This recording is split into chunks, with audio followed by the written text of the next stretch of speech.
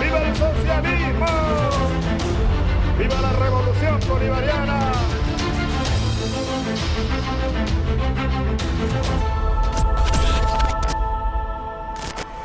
Bueno, hoy vamos a tener un programa especial, un programa que tiene que ver con la memoria, pero también tiene que ver con el presente. Vamos a hablar de un hecho bochornoso, que es la absolución de 3 genocidas militares que habían sido condenados por crímenes de lesa humanidad, pero también vamos a hablar de lo que fue la experiencia de la Compañía de Monte, del Ejército Revolucionario del Pueblo, allá por los años 70.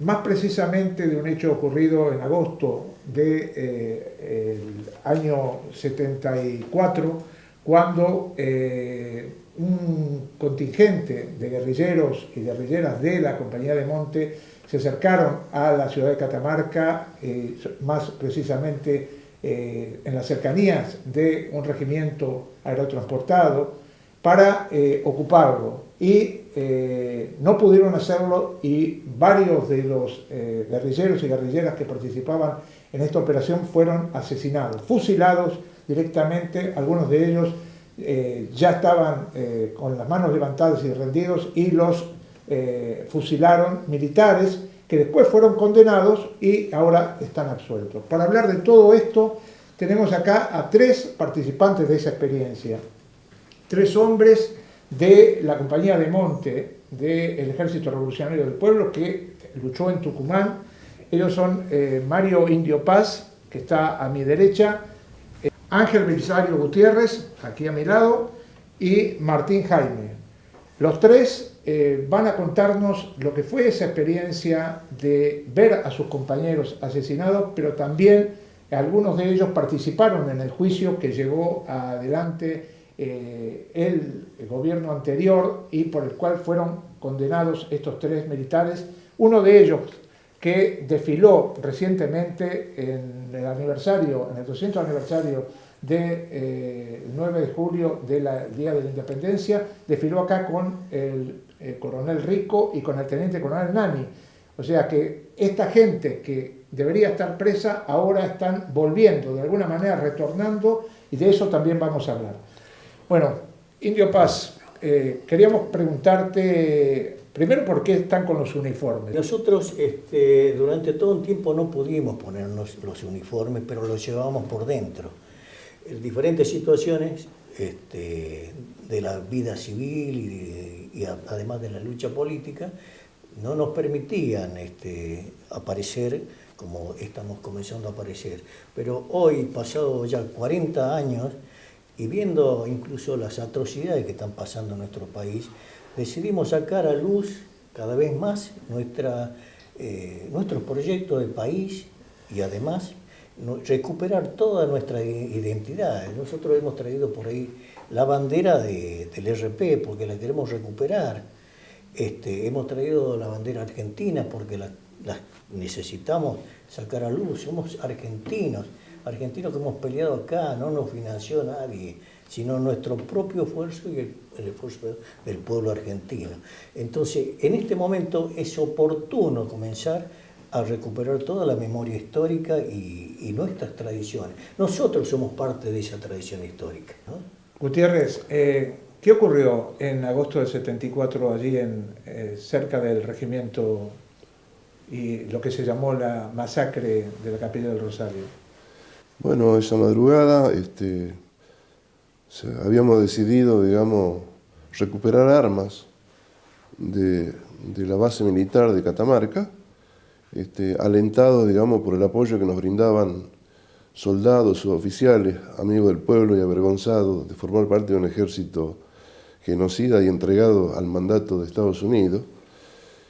Y bueno, se planificó esa acción que nos costó muchas horas de viaje. Y nos encontramos allá cuando llegamos con un inconveniente, que los soldados que tenían que darnos la voz del ingreso deciden posponer en virtud de que había una fiesta que se había programado justo esa noche. Era un cumpleaños, creo, de la hija del segundo jefe del ejército. Entonces ellos decidieron que había que esperar. Entonces, en esa espera que se prolongó,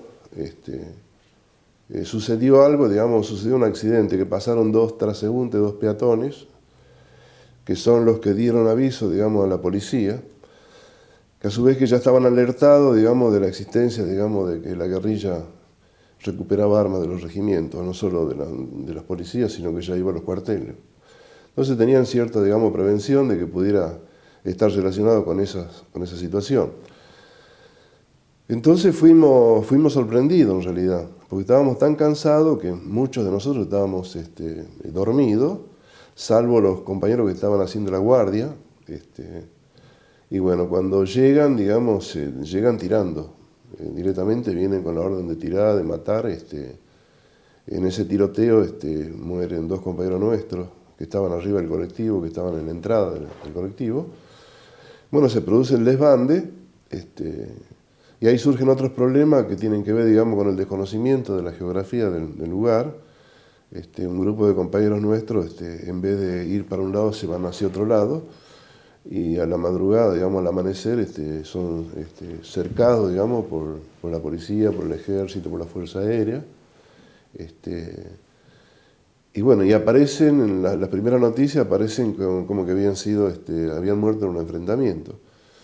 Pero después salió a la luz de que, por los testimonios de los propios integrantes, por algunos integrantes, digamos, de los pelotones que integraban la represión, y que después en el juicio salió a la luz, de que en realidad fueron fusilados después que ellos se rindieron.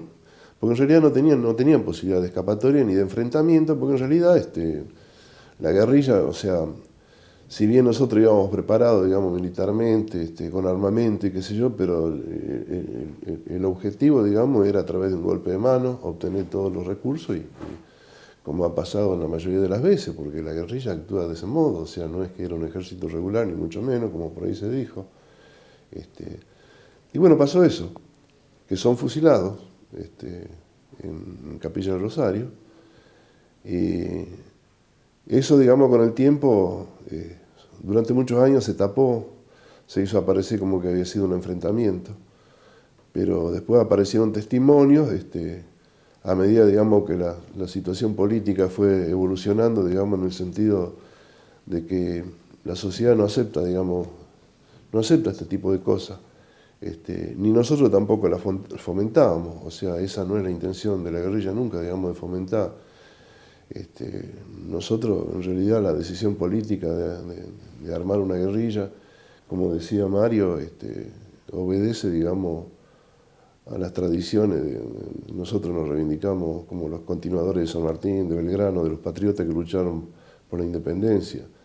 Nos sentíamos parte de eso y ya les digo, también nos sentíamos avergonzados de que nuestras Fuerzas Armadas, que fueron armadas, digamos, bancadas por el pueblo, terminan cumpliendo, siendo enemigos y verdugos de su pueblo. ¿Cuál es la situación por la cual crees que todo esto ha sido tapado, ha sido invisibilizado? ¿Y qué es lo que reivindicás vos todavía de aquella época?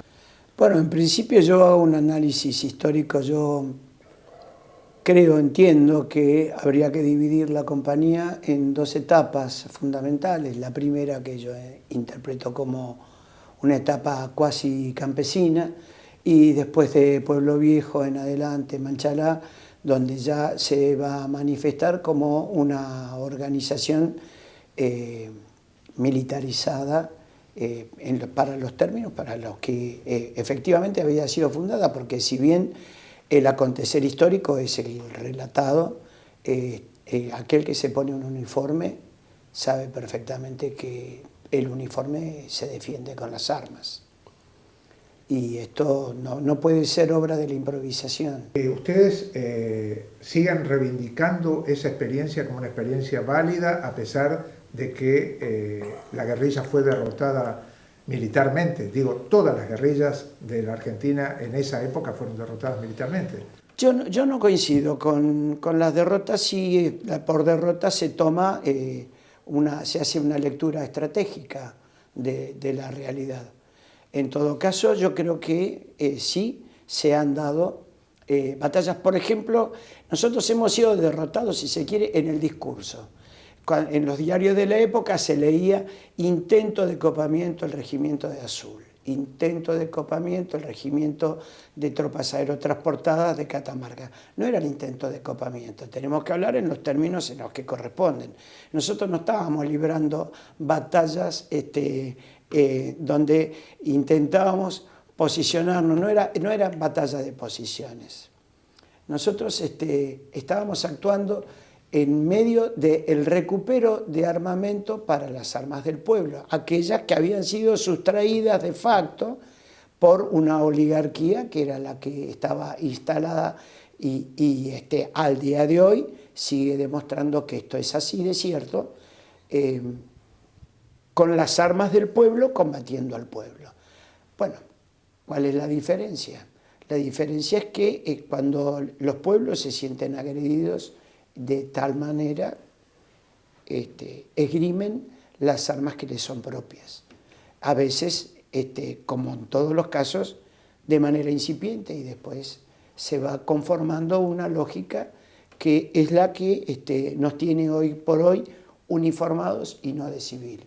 Porque nosotros hemos sido en el siglo XX la única unidad militar conformada tal y como debía ser, cumpliendo incluso con todas las leyes de Ginebra para el combate. Ahora, algo que sí quiero dejar claro que se diferencia. Como oficial, como combatiente, como compañero, el hombre que está enfrente, que levanta las manos o esgrime un trapo blanco, es un hombre rendido. Y aquel que tira contra una persona que levanta las manos o esgrime cualquier manifestación de rendición, es un hombre que ha dejado de combatir. Ejecutarlo es un crimen de guerra. Y eso es lo que ocurrió. Eso es lo que ocurrió. Vamos a la otra etapa. Salgamos de allí, de aquellos años del 74, y vayamos a la etapa del juicio. ¿Qué elementos se aportaron en el juicio para lograr la condena por crímenes de lesa humanidad y la cadena perpetua de estos tres militares, de Carrizo Salvadores, de Mario Nakagama y de José Ezequiel Acosta? Acosta es el único que sigue preso. Es el único que sigue preso por otra causa, pero el Tribunal de Casación lo liberó de esta causa.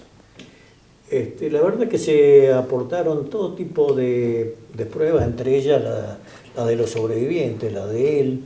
Él perdió el hermano, uno de los primeros que muere en el colectivo, ¿no? Los sobrevivientes éramos alrededor de 12 compañeros. Y los testigos fundamentales, el testimonio de Gambarela, que después vamos a ver en un video.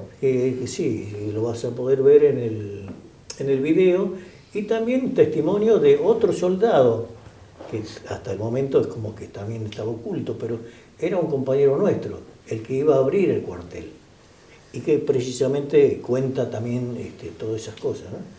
Pero el testimonio fundamental es el de Gambarela, que ve cómo fusilan a los compañeros que salen rendidos con las manos arriba, ¿no? Ahora, ese testimonio es desestimado por el Tribunal de Casación. Y bueno, aducen de que no es un genocidio, cuando el genocidio está comprobado, ¿no? Lo único que por ahí discuten es que, bueno, también es que fue algo del año 74. Pero para nosotros, un hecho que se produzca en el año 74 o se produzca en el 76 o 78, es lo mismo. El testimonio de esos compañeros es que han comprobado cómo fue. Y estos soldados que Gambarela, por ejemplo, es uno de los compañeros que se negó a tirar. Y además, encima de eso, hacen desaparecer a posteriores a dos soldados, el soldado Belli, un santiagueño, y hay otro compañero. A uno lo encuentran encadenado y atado con alambre de púa en el dique de La Pirquita, y el otro a la salida de Catamarca. Entonces, los testimonios abrumadores, ya sea por diferentes, hasta testimonios del lado de ellos. Fotógrafos, por ejemplo. Hay fotógrafos, hubo fotógrafos de Clarín, hubo testimonios de policías que dijeron la verdad. Incluso se produce la muerte de un policía y según ellos declaran que son muertos por ellos mismos, para provocar, digamos, la bronca, digamos, contra los que estaban rendidos. Y le hicieron un monolito ahí cerca del lugar ahí de Capilla del Rosario, que no recuerdo el nombre del policía. Acevedo. ¿Qué sintieron? ¿Cuál es la sensación que tuvieron de haber hecho esa experiencia tantos años después, verdad? Y nosotros fuimos varias veces a Catamarca, en realidad. Muchas veces fuimos a hacer un homenaje a los compañeros. Se hicieron, incluso hubo declaraciones del Consejo Deliberante de la Municipalidad de Fray Norberto Esquivo, de declararlo un lugar histórico, digamos, ¿no? Y eso, digamos, ese viajar constante que tuvimos, nos dimos cuenta de que cómo había cambiado Catamarca. O sea, hubo mucha solidaridad. Aparecieron grupos, digamos, de apoyo que colaboraron no solo con los familiares, sino con la justicia. Políticamente también trataron de instalar el tema que había sido un crimen en realidad, porque se habían rendido. O sea, era voz populi, digamos, de lo que había pasado. En ese sentido yo creo que Catamarca cambió, ha cambiado mucho, digamos, la idiosincrasia, digamos, ¿no? Donde parecía que no pasaba nada, hay lugares donde parece que no pasa nada, pero la gente se plantea, digamos, ¿por qué pasó esto? De tantas veces que fuimos, claro, nos ven que somos argentinos, que no somos... Que no son demonios. Claro, que no venimos de otro lugar y nos bancamos nuestros recursos, con nuestra conciencia y con nuestros ideales, porque seguimos pensando lo mismo, creemos que aquello fue lo mejor que nos pasó. Y lo mejor que le podría pasar al pueblo es sacarse las cadenas, digamos, de este sistema que oprime, explota y denigra. Y solamente piensa, digamos, en la rentabilidad de 4 o 5 señores que se quieren llevar todo puesto. ¿Cómo ves la situación actual para, por ejemplo, seguir reclamando justicia para estos compañeros de ustedes que cayeron? Bueno, en principio yo creo que la mejor manera de reclamar justicia es desde la práctica.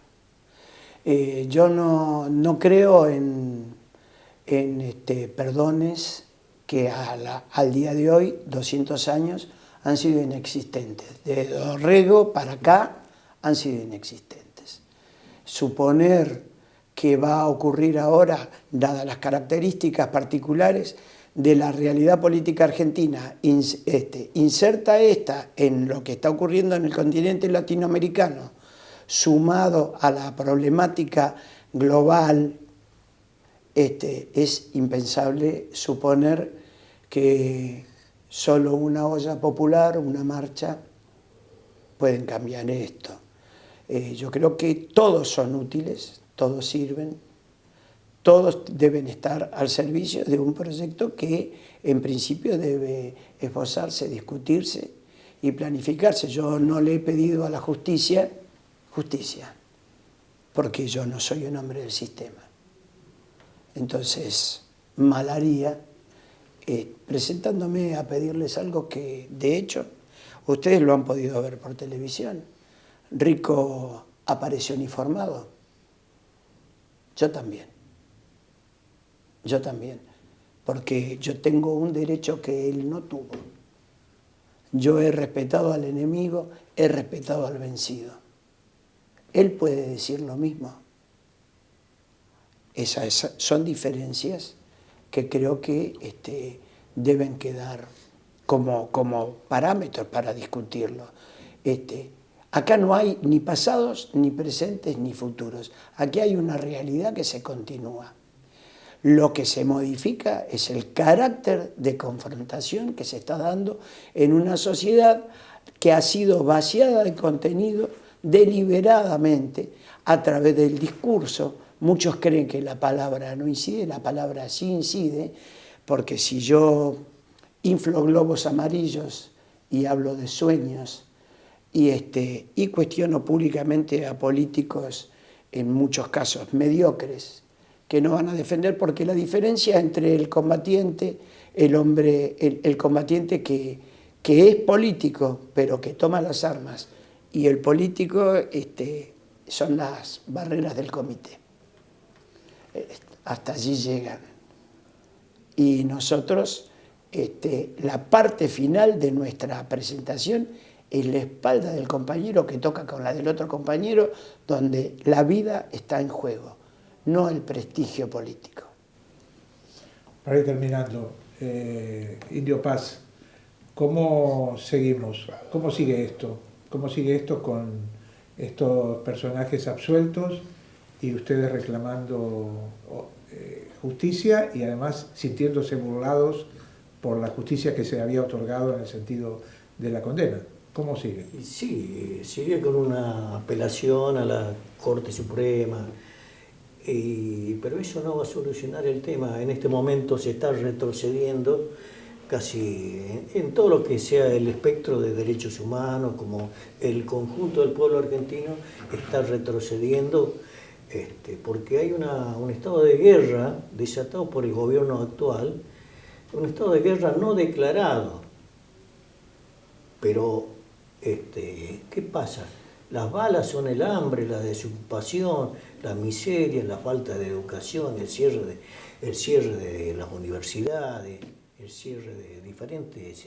y las balas. Que se habían... Y las balas. Sí, bueno, también ese tema. Pero digo que los misiles son ese tipo de cosas, ¿no? Entonces, no vamos a esperar demasiado de la justicia en este momento, porque ya se está preparando entre bambalinas una especie de indulto. Eso ya la Meijide, por ejemplo, prologa el nunca más de otra manera, porque lo que se pretende hacer ver que nosotros somos los demonios y los otros también, en fin, ¿no? Y nosotros en realidad somos argentinos, trabajadores, gente que hemos tomado las armas en determinadas circunstancias, pero para cambiar. Tenemos un modelo de país y ahora hemos fundado el Centro de Estudios Estratégicos General San Martín, justamente para estudiar qué vamos a hacer de acá adelante. El país no tiene un proyecto de país, ni mucho menos para ser independiente. Ahora nos quieren atar de vuelta a la OTAN, nos quieren atar al Pacífico y cerrar todo lo que sea compuerta con toda Latinoamérica, con los pueblos sufrientes, la América Latina y redenta. Quieren que vuelva a ser prácticamente el patio trasero. Una última cosa para vos. A 40 años de la caída en combate del Roby Santucho, un recuerdo. Y, qué sé yo, sobre Roby, ¿qué se puede decir que no se ha dicho? O sea, un gran hombre, una gran persona,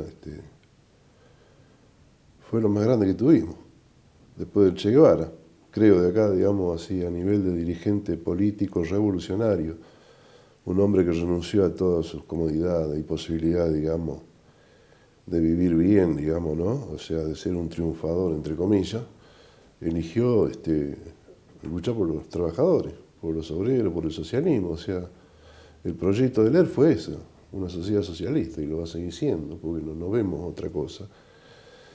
Y bueno, con él, con la familia Santucho han hecho destrozos, no se sabe dónde están sus restos. Eso va a ser una bandera de lucha que en algún momento se va a tener que coronar, se va a tener que saber la verdad, porque no puede pasar desapercibido un hombre como él, que es como San Martín, es como Dorrego, como Belgrano, como tantos patriotas, como Martín Miguel de Güemes. Así que yo en lo personal lo he conocido a él y a varios hermanos, y estoy muy agradecido por todo lo que ellos a mí me han transmitido, digamos, cuando yo era joven. Ahora me toca a mí, digamos, un poco volcar, digamos, todas esas cosas que uno aprendió en la vida, y lo hacemos de la mejor manera, o sea, porque es lo que hemos aprendido. confiamos en los proyectos colectivos. No nos hacemos cargo así fácilmente de ninguna derrota, digamos, porque entendemos que la derrota es aquella cuando se pierden de vista los objetivos por los cuales uno lucha. Pero mientras esos objetivos estén vivos, digamos, no hay derrota. Puede haber pérdida de hombres, pérdida de recursos, pero la derrota se mide en eso. Desde ese punto de vista acá todo sigue vivo, como dice él. Esto es una guerra, nos declararon una guerra. Y nosotros no tenemos prejuicio con el concepto de guerra, o sea, porque entendemos que hay guerras que son justas y hay guerras que son injustas. Nosotros nos creemos portadores, digamos, de llevar adelante una guerra revolucionaria por mejorar la condición humana, porque el hombre sea el hermano del hombre y no el lobo del hombre. Nosotros hemos tenido oportunidad de comprobar, digamos, que es posible. Hemos aprendido mucho, sobre todo hemos aprendido mucho del enemigo, de nuestro enemigo. Nosotros nunca hemos torturado, no hemos violado, no nos hemos quedado con ningún vuelto, porque no es parte, digamos, del proyecto, sino qué sentido tiene la vida. O sea, no hubiésemos hecho nada, hubiésemos aceptado pasivamente, digamos, que nos dominen, como hicieron con nuestros antepasados, con nuestros abuelos, nuestros padres, nuestros pueblos aborígenes. Esa es mi reflexión. Gracias a los tres. Esto ha sido un programa especial. Vamos a ver ahora un video que les habíamos adelantado, que son 14 minutos que tiene que ver con la visita de ellos, más otros militantes de la Compañía de Monte, sobrevivientes de la Compañía de Monte, precisamente al escenario donde fueron asesinados estos 16 luchadores allá por agosto del 74. La próxima semana volvemos con más resumen latinoamericano. Bajamos de Civil hasta la Quinta Agronómica, en donde embarcamos en un micro alrededor de más o menos 50 compañeros. Y bueno, simulamos ser estudiantes que íbamos a pasar un fin de semana en la zona de Catamarca, porque el objetivo era tomar el regimiento de Infantería 17 y llevarnos todas las armas que tenía, ¿no? Eran un regimiento aerotransportado, ¿no? Para enfrentar los momentos represivos que se venían por delante. Además éramos todos jóvenes, ahora somos viejos, pero ahí teníamos 26, 20, creo que yo era el más viejo yo, 26 años, ¿viste? Estábamos preparados para esas cosas nosotros. Creíamos que las cosas iban a salir bien, que tenían que salir bien, si era correcto, digamos, no, la información que se tenía, el plan que se había elaborado. Parecía planteado como se nos había planteado, una acción que iba a ser relativamente fácil, porque no solo por el trabajo que había dentro del cuartel, con los compañeros soldados que nos franqueaban las puertas. Ese es un dato fuerte para que nos posibilitaba entrar con mucha facilidad, ¿no? Como ya se había hecho en otros cuarteles. No pensaba que acá se iba a producir un problema. Contemplábamos, sí, por supuesto que se podían rechiflar, y bueno, en ese caso tendríamos que dar respuesta y ser firmes en ello y evitando ocasionar muertes, ¿no?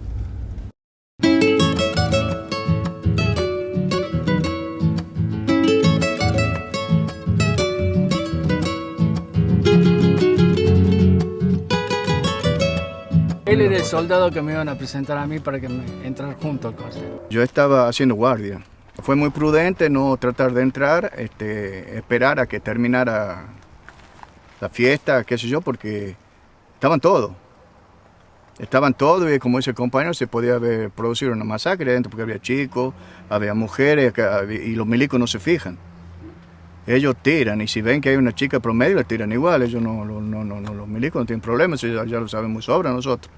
Además, ya había comentarios adentro del cuartel, ¿no es cierto? Que había soldados que ya estaban haciendo contacto, incluso se encontró una foto de un sargento Acevedo, me acuerdo, que tenía una zanela que recién había salido, donde estaba limpiando él a la moto, todas esas cosas se encontraban en los mismos soldados ahí de adentro, que tenían, parece, ya para enviar hacia afuera. El objetivo de la operación iba a ser un golpe de mano. O sea, nos basábamos en la sorpresa, en la información que se tenía, y no veníamos nosotros a combatir y a hacer una carnicería porque era el costo político que justamente la guerrilla nunca lo puede pagar, de manera que se frustre, digamos, toda la estrategia política de lo que significaba la guerrilla acá para nuestro pueblo.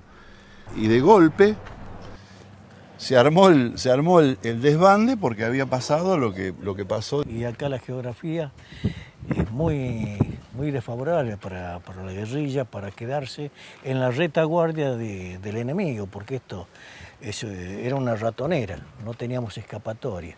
Yo era asistente de Cáceres, entonces la orden nuestra era de ir a Campana del Rosario para iniciar otro rastrillaje, porque acá se inició uno, toda lo que es la ruta, se puso en fila todos los soldados y empezaron a avanzar todos para acá. Y acá es donde se sube él, el capitán Carrizo, arriba en Unimó, y estábamos como 6, 7 camiones, donde le da la orden que nosotros estábamos preparados para que no había jarilla, no había cardón que nos paren, y que él quería que nosotros, en la punta del sable de bayoneta, lo traigamos a los subversivos y se lo entreguemos así a él. Esa es la orden que teníamos, no perdonar a nadie. Sí. Y cuando se aproximan, yo lo primero que veo son las luces y después siento impactos en la chapa del micro donde veníamos nosotros, y bueno, el tiroteo. Vinieron de sorpresa y vinieron tirando. Era la policía. Sí. Era la policía, Era la sí. policía, sí. Yo veo las luces y después siento los impactos en la chapa del colectivo. Incluso el grupo de Gutiérrez, Guti se retira hacia la ciudad con otro grupo, y el grupo mayoritario se retira para acá, para atrás, que somos más de 20 compañeros que nos comenzamos a aglutinar para acá, pero pensábamos que era una entregada, que había sido una entregada, y entonces comenzamos a replegarnos en el sentido contrario. Tenemos que haber ido para allá y comenzamos a internarnos para este lado. Tenemos 16 compañeros fusilados y 12. Más 12 que caímos presos, éramos 26. 28. O 28. Bueno, yo les cuento que una vez enterado ya el lugar donde se ubicaban ustedes, se armó un grupo acá de personas, que creo que había un psicólogo, alguien que quería ir a hablar con ustedes para ver si había alguna forma de entregarse. Y entonces acá se encontraba en su momento el subteniente Nakagama, el cual dijo, no hay que hablar con nadie, vamos, lo busquemos y lo fusilemos y punto. Y de esa forma entonces se empezaron a organizar los grupos, que un grupo iba a ir por la parte aquella sur, la otra acá en el medio y la otra hacia el norte. Había que avanzar hacia la quebrada donde ellos lo han ubicado por medio del helicóptero que vino, no me acuerdo si era de Santiago, de Tucumán, un helicóptero que mandaron. ¿Y vos qué eras en ese momento? Entonces yo era asistente del teniente primero Cáceres. Sí. ¿Del ejército? Sí, del ejército, sí. Entonces armamos. Haciendo la colima? Estaba yo haciendo el servicio militar. No. Y de esa forma empezamos entonces a armar los grupos para salir hacia la quebrada. Y entonces se encontraba un señor que era de apellido Acevedo, que era un policía de acá de la zona, en la cual él dice que conocía la parte más rápida como para llegar. Entonces llevó un grupo hacia el sur, hacia 50 metros aproximadamente de acá. Cuando él quiso empezar a explicar de dónde estaban, le pegaron un tiro, así que no tuvo tiempo ni siquiera de contar cómo había que hacer para subir a donde se encontraba el grupo ¿Quién le pegó el tiro? Según ellos, que el tiro se le pegaron a los subversivos, pero los subversivos se encontraban más o menos a 4 kilómetros de acá. No había forma en que... Así que nosotros reducimos que los mismos militares los mataron para provocar el choque con esta gente. Ellos querían fusilarlo y nada más. No querían tener ningún trato de ir a hablar, nada. Exactamente. Hay una placa en la quebrada. Sí. Ahí le hicieron un monolito a él, ha visto Acevedo y todo. Sí. Si hubo un enfrentamiento, algunos de nosotros tenemos que haber muerto ahí. Y una vez que nosotros estuvimos allá arriba, se aproximó una camioneta, una F100, me acuerdo, en la cual yo no recuerdo, en estos momentos eran 3 porteños los que venían. Uno tenía un cargo grande, uno creo que era comisario de la Federal. ¿Villar? Sí, vinieron ellos ese día. Y yo recuerdo, visto que uno de ellos le pidió el uniforme a un compañero de nosotros, que más o menos tenían el mismo físico.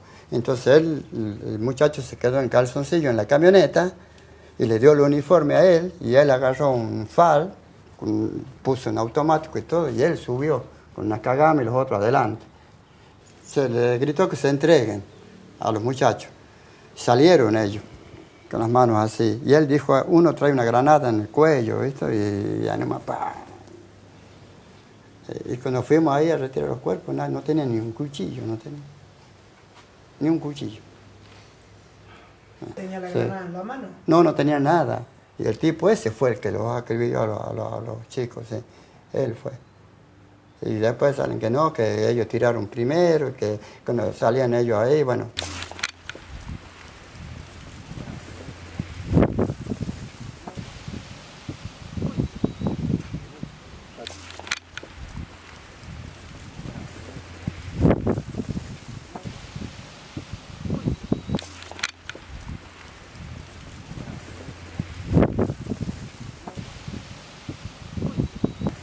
Nosotros los encontrábamos acá en esta parte y ellos estaban allá con tal Cardona aquel, sí. Hacia al norte se encontraban ellos, sí. Y atrás de ellos también había un grupo de soldados, visto más arriba, todo eso, sí. Y de ahí, claro, nosotros por mirar cuando ellos se estaban entregando, salían, claro, uno mira y no nos dimos cuenta quién ha dado la orden de que se dispare, sí. Hay gente que ha tirado y ha tirado contra árboles. Claro, sí, más vale, sí, lugar. sí, de acá. Y bueno, de ahí que quedaron muertos allá los muchachos. Bueno, después ya bajamos todo hacia la parte aquella, hicimos un rastrillaje, no encontramos más nada. Después se sintieron disparos en la otra quebrada de allá, que también parece que para ahí se dispararon otros cuantos, fueron fusilados 2 más allá. Y después se los sacó por el costado. Y atrás hay un río, y está la ruta, y de ahí venía el helicóptero, se los cargaba y se los llevaba hacia la ruta allá. En la que yo les contaba que ni siquiera aterrizaba el helicóptero, de arriba nomás los tiraban al asfalto, sí. Aterrizar en el asfalto sí, pero acá no. Sí, pero lo hacían a propósito, sí, para que nosotros veamos y tengamos, sí. Exacto. Sí. Díaz y Tito Castro y yo nos encontramos acá adelante. Nosotros nos disparamos. Tenemos el FAL hacia abajo. Y parece que Nakagama ya nos estaba observando, por eso los llaman justo a los 3. Ya parece que nos estaba observando que nos disparamos. Pues empezaron a llevar los cuerpos y de la quebrada aquella se llevó uno que sale en todas las fotos, que se lo lleva ahí uno de los pies, el otro de acá de los brazos. Todavía estaba vivo. Y cuando se llegó allá a la ruta, nos sacó la pistola, él pegó 3 tiros delante de nosotros, diciendo que eso es lo que tenemos que haber hecho nosotros acá, antes de llevarlo así allá a la ruta. Y todas esas cosas, bueno, uno iba viendo, ¿viste? Y te amargabas más, que hasta el último teníamos ganas de enfrentarnos contra ellos. Y ya nos daba bronca ver lo que estaban haciendo. Ahora sí, como yo no discuto, si estábamos acá y salían ellos armados y empezaban a disparar a todos lados, algunos de nosotros tienen que haber caído. Y ellos dicen que hubo un enfrentamiento, en ningún momento hubo enfrentamiento, si no tenían nada. No tenían nada. ¿Estaban desarmados? Desarmados, estaban completamente desarmados ahí, sí. Primero se creía que ustedes estaban escondidos dentro de la capilla. Primero que había. Sí, y de ahí se arma todo ahí en la capilla, sí. Al verlo ustedes los dos que iban para allá, entonces dice, estos salieron del lado de la capilla, y de ahí se vienen para acá. Claro, sí. Efectivamente salimos del lado de la capilla. Ahí sí. Pero después los changos se tienen que haber ido replegando. Claro, sí. Y bueno, después nos dieron la baja por un informe que mandó de acá de Catamarca, y un 22 de mayo creo que fue que los dieron la baja. En esa mañana mataron a 3 o 4, creo, de la salida de la escuela hasta la terminal de Jesús María. Y otros muchachos alcanzaron a agarrar el colectivo y viajaron. A uno los bajaron en la Totoral, que yo me recuerdo, Jorge Ormachea. Al otro mataron acá en Dique La Espirquita Bélica de Tucumán. Después tuve 6 meses, estuve ahí escondido. Sí, escondido, sí. ¿Dónde te Sí, escondiste? en la misma hospedaje, porque el dueño era el padre, era de acá de Catamarca. Bueno, empezamos a charlar, le comentamos lo que nos estaba pasando y él nos dejó que estemos ahí. Tenemos un cagonazo tremendo, ¿verdad? Sí, las 3 primeras noches fueron a la 1, 2 de la mañana, que querían charlar con nosotros, no querían charlar ahí adentro, no querían que salgamos al vehículo de ellos, no les dimos lugar. Después nos mandaron, fíjate, ¿no?, que yo todavía debo tener una tarjeta así toda con una cruz negra, nos invitaban a una cena de despedida, es decir. Todo porque vos tenías munición completa. Claro, y por haber auxiliado a ese chico que estaba mal muerto, lo llevamos hasta la ruta y nos han tomado ya. ¿Sí? Y otra porque yo también me puse a hablar un montón de cosas ahí, visto, saliendo, yo defendiendo los derechos, qué sé yo. ¿Cuántos infantes estaban acá? Y acá había 500. ¿500 infantes? Estaba casi todo el ejército.